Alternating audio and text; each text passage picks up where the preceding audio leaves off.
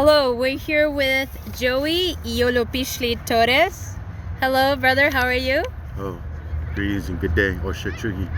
I'm good. Thank you for asking, sister. How are you doing? I'm very well. That's beautiful. We're here today to learn about the Muwekma Ohlone, their history. Please tell us about your ancestors and their relationship with this land and just the history of your people. First and foremost, Osha Chugi. Gana Caracas Joey. Gana Hini Dolores Sanchez, Julia Lopez, Geraldine Lopez. Gana Ruta Tamian speaking villages, Muwekma Ohlone territory. My name is Joey. I'm the descendant of Geraldine Lopez, Julia Lopez, and Dolores Sanchez. I reside on my homelands of the Tamian speaking villages, so-called San Jose, Bay Area, San Francisco. Everything starts from the descendancy of our matriarch, my mother. You know, that's where the blood come from, of my tie to my lands. Our origin is from Dushtak, the northern mountain of Mount Diablo, so-called Mount Diablo, where Ekmayan, our grandfather Coyote, he brought us to a bean. We were bean first, you know, where people of the earth, shapes of the ocean, with salt in our blood, and we also come from different areas of anthropomorphic, as they call it in science, an area of people who had a relationship with the animals, shape-shifting, you know, and earth shakers. Tumelele, we shudder the earth, you know. We're people that lived in the areas beyond the four directions. We lived in other ways with our spirituality, seasonal, you know, understanding the migrations of the monarch, relationships with the hummingbird, the bear, the deer, the salmon, the sturgeon, coastal, you know, the things that we have complete relationship to in our spirituality, in between these concepts of altered reality, misperceptions now to only identify ourselves as American Indians, you know. But we are the people. That's what Muwekma means, the people. And we're the Ohlone people. So we stem from the villages from Yalamu, so-called San Francisco, Lisian, Alson, Tamian, you know, these villages that stretch all the way to, I think, Morgan Hill, probably farther, you know, the 101, that's where the El Camino was. We have a long relationship with trade route, with neighboring tribes, intermarrying with relationships as we traveled up north to our Miwok, our Pomos, our Putwin, our Maidu, our Monos, our Wapos,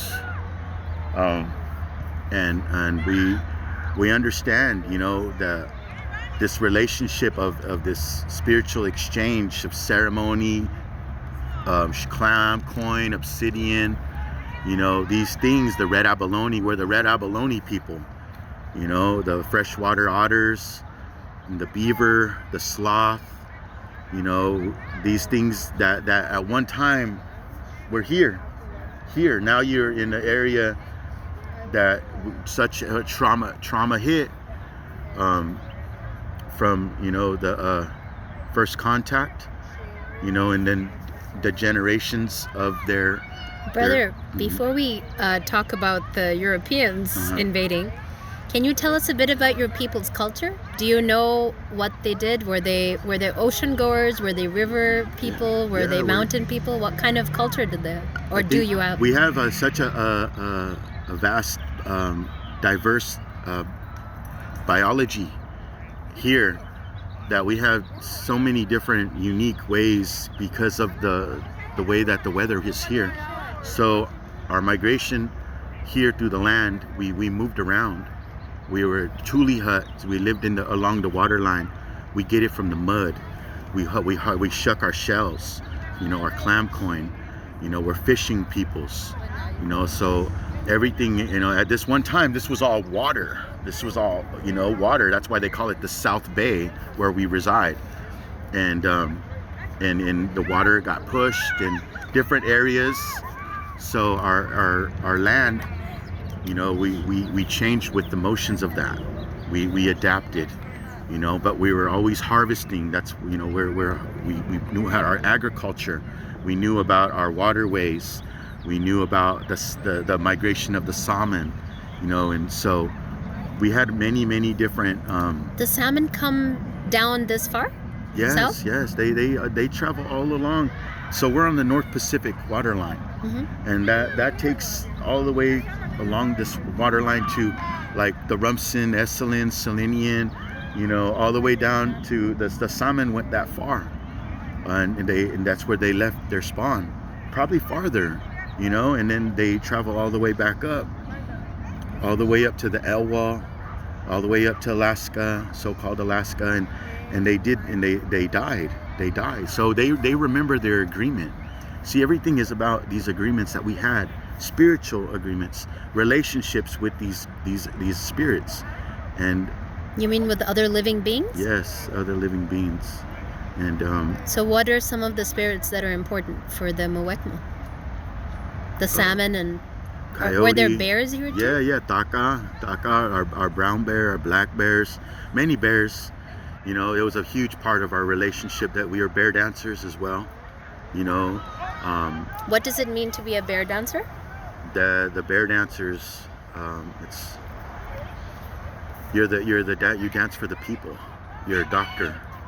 You're a very, very, important relative. The cubs, they come in at a young age.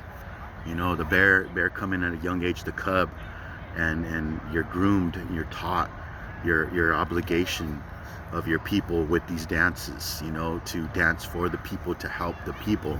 That's why there's no ego in our dances. It's about that sacrifice and that commitment to that spiritual work. That's where, it's a discipline to be those bear dancers. And I commend, my elder Razzle. He's a bear. He's an elder bear now, and he's always been a bear, but he's transitioned and he brought the shake head to our family. The shake head is the feather dances that we do here in our homeland. From our roundhouse ways, our tupentak, we're roundhouse people, and we're tule hut people. And is a roundhouse a log type shelter which is made of timber? Different. There's different ways. Of course, they are red trees. The roofs are generally bark. The tree bark. Some have different. Some were tule. We're talking about then. All of our people in the north here in our area lived with these roundhouse ways, with that hole and the poles, and we there's a protocol, there's a process that we're still finding our way because of our neighboring tribes sharing this to bring back this ceremony. This was here. Our last roundhouse that we had here was shut down, put to sleep. They said dormant. They went dormant. They went protected to do internal work because of that impact that we suffered from.